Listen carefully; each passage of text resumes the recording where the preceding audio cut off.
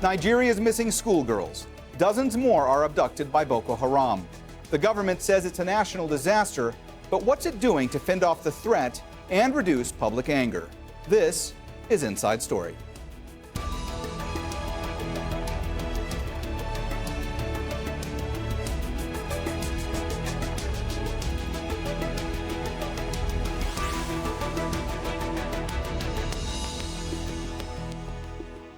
Hello and welcome to the program. I'm Mohamed Jamjoom. More than 100 Nigerian schoolgirls were kidnapped from the village of Dapchi this week, presumably by the armed group Boko Haram. And if this all sounds eerily familiar to you, it's because it is. Boko Haram abducted 276 schoolgirls from nearby Chibok village in 2014, and many of them are still missing. President Muhammadu Buhari had declared Boko Haram defeated, but these kidnappings suggest otherwise. What will it take to protect Nigeria's schoolgirls from the armed group? We'll get to our guests in a moment, but first, Ahmed Idris was the first international journalist to visit Dapchi since the kidnappings. Here's his exclusive report. Disappointment in Dapchi. Hours after parents were told their daughters have been rescued, the state government apologized, saying the information was not true. For the relatives of more than 90 students, the wait has just begun. Some say it's Chibok all over again. These sisters have narrowly escaped the kidnappers, but their older sister wasn't as lucky. The incident leaves them devastated. They came just after we broke our Monday fast. We heard gunshots. There was chaos everywhere. She tried to comfort us, but it only got worse. 4 of us sisters started running together. She fell, and I fell down too, but someone picked me up. That was the last time I saw her. She was taken. Neighbors pour into their home to offer support. At the girls' school, we were refused access to film inside. Eyewitnesses say some of the attackers dressed in military fatigues drove through the school gates. But before they got in, many of the girls, alerted by the gunshots fired earlier on, scaled the perimeter fence of the school and escaped. But some girls say they saw some of their schoolmates being led into a waiting truck. Sule Ali and his family thought they too will receive 14-year-old Zainab, but she was one of the schoolgirls taken. The mother is in hospital. She fainted on hearing that her daughter wasn't found. The grief is too much for her. He said much was expected of the second-year high school student. For now, they continue to wait, hoping to hear good and definitive news about the return of their child. Residents hope the tragedy won't be as long-drawn as the 2014 Chibok incident, where more than 270 girls were kidnapped from the school. More than a third of them are yet to be found. Ahmed Idris, Al Jazeera, Dapchi.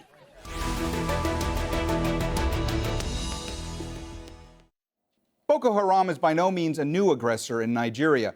The group began its violent rebellion in 2009 and has killed at least 20,000 people since then, mostly in northeastern Nigeria. Boko Haram means Western education is a sin, which is why the group keeps attacking schools. It pledged allegiance to ISIL in 2015 and stepped up attacks in neighboring countries. That led Chad, Cameroon, and Niger to send military support for the Nigerian army, which for the past 2 years has repeatedly declared Boko Haram defeated.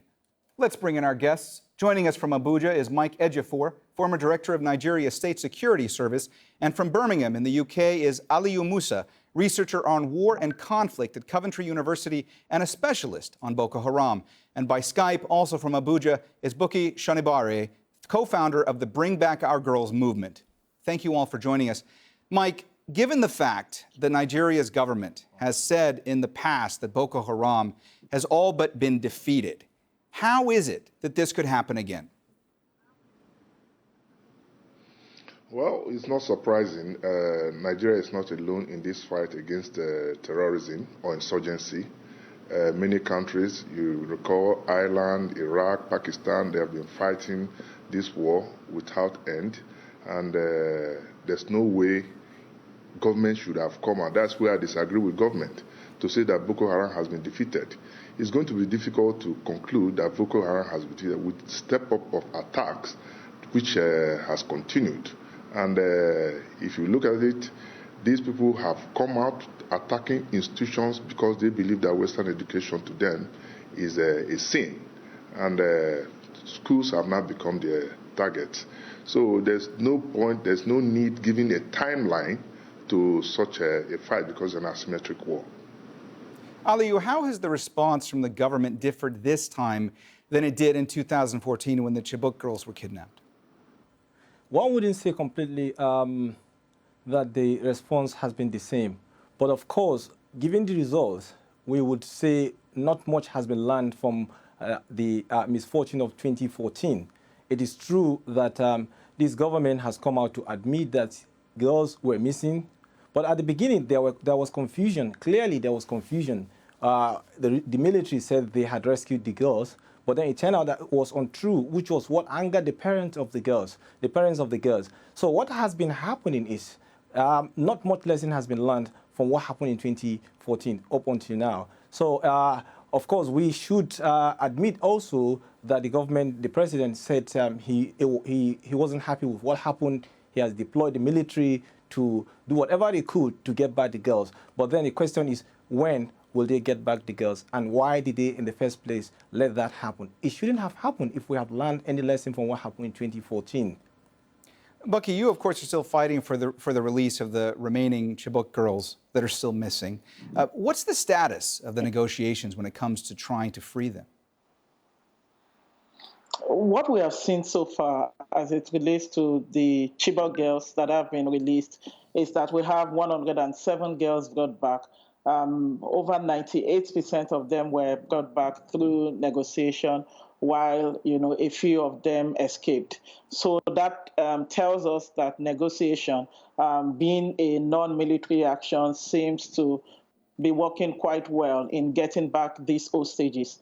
The same approach in terms of negotiation was also considered when the recent the women from the police women and the university lecturers were negotiated for and brought back. So the current status is that of the 276 Chibok girls that were abducted, we have 107 of them got back, 57 of them escaped.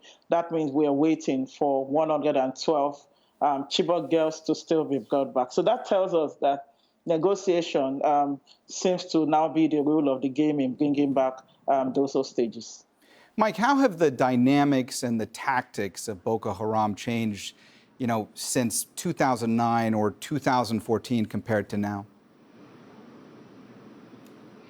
Well, you see, the dynamics are changing. If you recall that when the president assumed office, he told the West African sub-region, contacted some world powers to assist Nigeria in a fight against the insurgency of the Boko Haram. That also led to the lifting of the Lehi law, which prohibited the sale of arms to the United States by the United States of America to Nigeria. And with the cooperation they are getting with the multinational joint task force, America has now agreed to sell 12 Tucano A29 aircraft to Nigeria. Jordan has donated 200 armored vehicles, UK, everybody. So I think we're making progress, but we can still do better. All right, Aliyu, one of the reasons that at least some of the girls have been released has been because of negotiation. But do you believe that negotiation with Boko Haram has emboldened them to carry out even more kidnappings? Absolutely. I agree that negotiation, while I sympathize with the parents of those and families of those that have been abducted, including people that have been abducted, I think the kind of negotiation the government has been having with these terrorists has kind of emboldened these criminals to carry out more attacks. Now, let us put it this way. It is me. Now, let's assume I am fighting with someone, and then that person needs weapons or needs resources to fight. And then I keep giving that person the money or the resources to fight me. How would that fight ever end? And that is what is happening. And I think each time the government negotiates with these criminals, what happens comes to be worse than what happened previously. We know after the girls were released on 2 previous occasions, the attacks increased.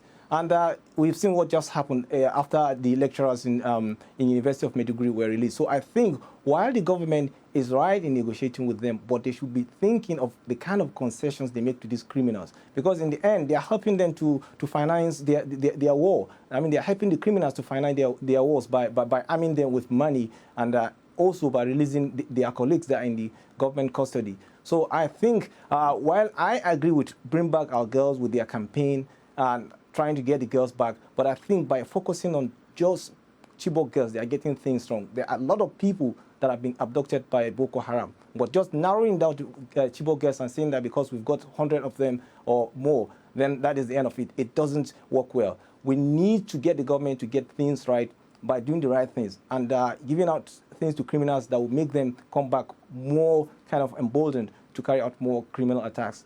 Doesn't work. Aliyu, I want to follow up with you. Amnesty International has reported that at least 2,000 women and girls have been abducted by Boko Haram the past few years. And they've said that they believe that they have potentially been sold into sexual slavery. What has been done or what is being done to try and secure their release? Well, like I said, the problem is that because many of these girls and women and even boys that have been abducted were taken away at a point nobody noticed and nobody cared about them. Nothing has been done. Not much has been done to bring them back. I give you examples of young men, about 400 of them that were taken away some time back. Nobody has heard from them. The government has not done anything. There is no campaign for them. So what is happening is that nobody really cares about them. So there are so many of them that have been taken away, but because nobody is saying anything about them, then they remain in the captivity of Boko Haram. On a number of occasions where towns or villages or whole communities were taken over by Boko Haram, people were forced to become members of Boko Haram. These are conscripts who are also victims of Boko Haram. But in the end, when these towns are liberated, the military end up putting those young men and women and even children in their custody, accusing them of being Boko Haram sympathizers. This becomes a kind of sort of double jeopardy for these people. So I think it is a major problem because nobody is really talking about these victims that I call the unworthy victims. Bukky, obviously you're in constant contact with the parents of the Chibok girls. Now, what has their reaction been to the news of the girls that were abducted in Dapchi? How is this impacting them, especially emotionally?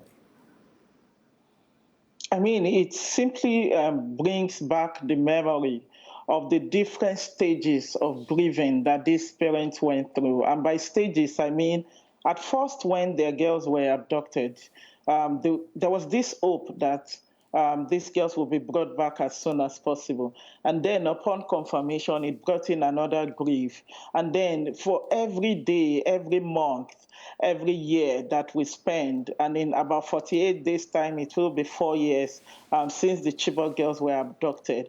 It drills deep, it drills deeper the memory or the grief that their girls have actually been missing. Now, when you juxtapose that with that of the Dapchi incidents, that just gives you an idea of what could be going on in the minds of the parents of the Dapchi girls, considering the fact that no parent wants to wait for this long for their girls to be brought back. And that same shock, that same possibility, is something that just, wants everyone, not just the parents, but every Nigerian and well-wishers across the world, that we should close this and bring these girls back as soon as possible. So the parallel line is that of grief, is that of pain, is that of anguish, and is that of the possibility that they may have to stay longer, which we are hoping does not happen.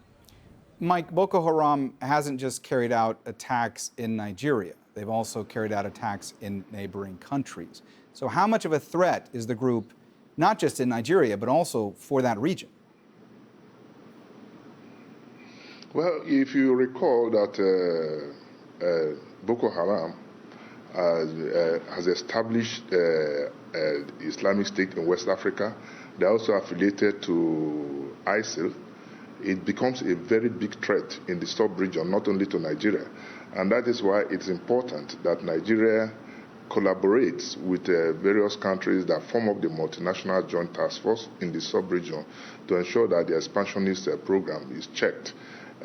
Don't also forget the migration from the Sahel, the arms coming from Sudan and all this. So put all this together is a major threat to the sub-region, not only to Nigeria.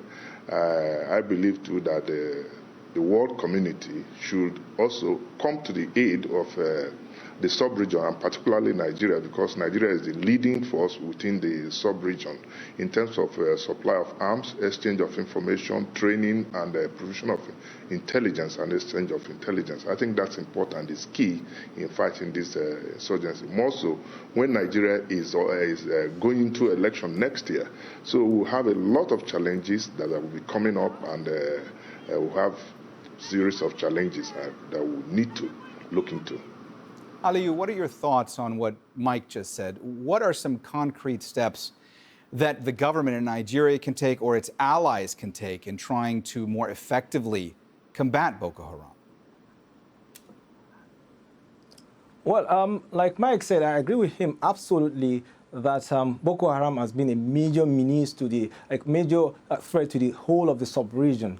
And it means to be able to fight them, there has to be a kind of combination of forces from Nigeria, from Niger Republic, from Chad, from Cameroon, all over the region, including getting support from the international community. But having said that, I think one big problem that the Nigerian government or Nigerian strategy for fighting Boko Haram has been is not being able to kind of control them within, restrict them within an environment and deal with them. Often, when the military go after them, they end up kind of scaring them away or scampering, getting them to scamper away. And when they run away, what happens is that because our borders are very porous, they run into neighboring countries, only for them to regroup and come back. So I think that strategy should have changed, and getting them into kind of box them into a particular point whereby you will get them, if possible, kill them, will be the best thing to do. So I think the strategy has to change. Bukky, there's still deep distrust of the government in northern Nigeria. How does that affect the fight against Boko Haram? Doesn't it make it that much harder for the government to effectively combat the group when the residents of that part of the country distrust the government so much?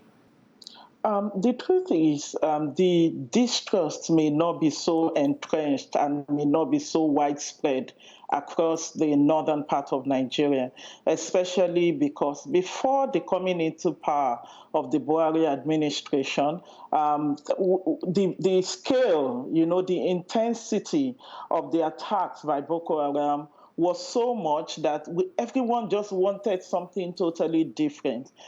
We can't take away the fact that Nigeria has actually progressed, considerably towards ending this menace called Boko Haram. We are winning the war, perhaps at different levels at different times. So when you look across the northern part of Nigeria, particularly the northeast, there's this level of confidence that had actually been raised, considering how well we have been waging this war against Boko Haram. However, just like one of the speakers had said, we can't completely declare that we have defeated Boko Haram until certain metrics have actually been checked, been ticked off. And that is where the distrust actually swindles or it operates at different levels. So far, people are happy that they could celebrate Christmas, New Year, Salah without bomb blasts and all that. But when you have large scale of possible abduction, like in the case of this Dapchi issue, the abduction of the police women, some of these attacks that we still see, it puts to question the effectiveness of our counterinsurgency war. And when that question comes into play is when we have that disparity in terms of the level of trust that people have for the government. And of course, the trust level at a consistent pace is actually quite important for the counterinsurgency effort, especially in terms of local intelligence gathering, cooperation in the local level, and all other necessities that is relevant between the local level and the government in winning this war. Mike, has the fight against ISIL and the fact that ISIL has lost so much territory in the last couple of years in areas like Iraq and Syria, has that contributed to Boko Haram getting more fighters and becoming more resurgent? Yes, to some extent it has, but you know that Boko Haram on itself started as a local terrorist group before it metamorphosed to align with other foreign terrorist groups like ISIL. And the possibility of ISIL supplying arms and funds, finance to Boko Haram cannot be ruled out. So these are the areas the government should look into to ensure that such loopholes in terms of funding, arms and ammunition are blocked. And it's a very big challenge, and we must admit that. Aliyu, can you envision a time in which a comprehensive peace agreement, a settlement, could actually be negotiated between the Nigerian government and Boko Haram? Well, comprehensive peace agreement comes at the end of a conflict. That is where one side eventually wins. We have all agreed that Nigeria has not completely reached that point. It has to get to a point whereby the government is able to box Boko Haram into a very, very tight corner. And Boko Haram will be on their knees begging. Now, when they start looking for a way out, then the government could now assemble experts to draft a set of agreements that would force Boko Haram to accept it. And then that way, we'll look for a permanent solution to the problem. Otherwise, by compensating them or agreeing in piecemeal, by giving them money or releasing their fighters, the war will just go on and on forever. So I think we haven't got to that stage. We'll get to that stage when the military are able to deal effectively with Boko Haram. From a BBC report recently, we understand that the soldiers were almost moments before capturing Abubakar Shekau, the leader of Boko Haram, until someone, I don't know who that someone was, gave them an order that stopped them for 4 days, within which time Abubakar Shekau was able to escape, Boko Haram was able to mobilize and attack the military. So I think things like these have to be checked by the government and be stopped. Otherwise, we'll never get to that point where we'll defeat Boko Haram. And unless we get to that point, there will be no comprehensive peace agreement. Bukky, do you feel that the government is doing enough right now to convey to the people of Nigeria that they are actually going after Boko Haram in a correct way? The government is not doing enough, and disappointingly so. And that is because when we are in a situation like this where there is a war situation, so to speak, and by war I mean quote and unquote, one would expect certain kind of information that is being periodically released into this, the community, into the public, such that does not, compromise the ongoing, sensitive security situation that we are in. And even when Nigerians were trying to build up that confidence, especially with the recent release, of some of the abductees, and beyond the Chibok girls and the police women and the university lecturers, there are several other hundreds and thousands, or let me say hundreds of abductees that are with Boko Haram that the military had actually been bringing back. And that is, kind of boosting the confidence and trust that Nigerians have. But when you now have a situation like this, bomb blasts, few bomb blasts, and then a large-scale kind of attack like this, like that has happened in Dapchi, it literally, just slashed down that level of confidence that one has in the government. So a lot still has to be done around communication. A lot still has to be done around security and safety of schools. A lot still has to be done around ensuring that communities are fortified enough against this. So until the government can do that, they won't be able to communicate by conduct, and even it won't be matched up with their words if they're unable to show that beyond what we are telling you that we are defeating these people, you can see with the action. Until there is that alignment between the words and actions, people will still struggle with that confidence level with the government. All right, we're going to have to leave it there for now. Thanks to our guests, Mike Ejiofor, Aliyu Musa, and Bukky Shonibare. And thank you, too, for watching. You can see the program again anytime by visiting our website, aljazeera.com. And for further discussion, go to our Facebook page. That's facebook.com/AJ Inside Story. You can also join the conversation on Twitter. Our handle is @AJ Inside Story. From me, Mohamed, Jamjoom, and the whole team here, bye for now.